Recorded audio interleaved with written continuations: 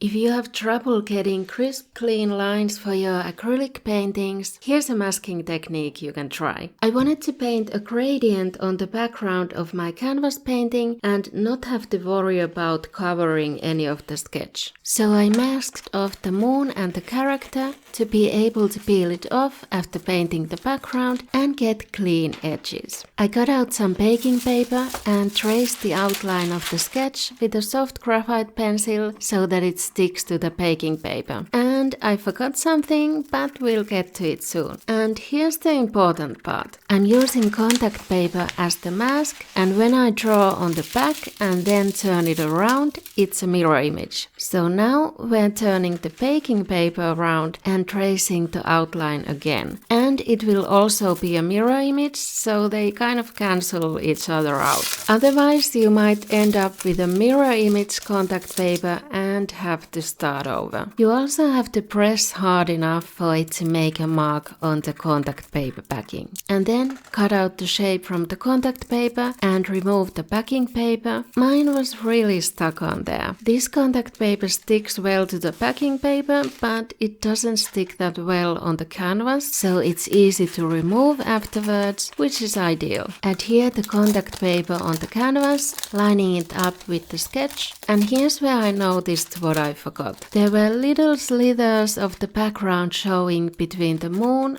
the hair and the wings. So I traced them on the contact paper with a marker and peeled it off and cut those parts out too. Using something like an X-Acto knife for the cutting instead of scissors would probably make this more precise. I'm still figuring out the best way to do this technique. The baking paper transfer also turns the sketch a little more rough, so I don't think it works well for very intricate or detailed outlines. Once it's on there, I pour some matte medium on a lid and use a brush I don't mind ruining to paint over the edge of the contact paper so that it covers both sides, the canvas and the contact paper. In places where the contact paper is not sticking that well, I apply some matte medium under the edge to make it stick better. I'm using it to seal the edge so no paint goes under the contact paper and the paint won't tear when I peel off the contact paper, and also as a bit of glue in those few places. And then let it dry and clean the brush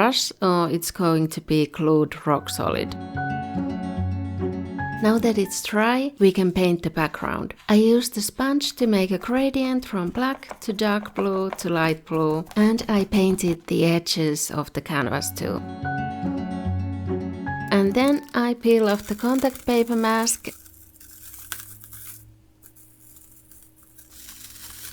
and this is how it turned out. Not perfect, but pretty good actually. I've also used this technique on wood and cardboard before and it worked on those too. Now I did put the contact paper back on the backing because technically I think it could be reused if I need the middle part for something smaller. Or I could have cut out the middle in the beginning to save it because I didn't really need it. But how do you transfer the actual sketch onto canvas if baking paper is not precise enough?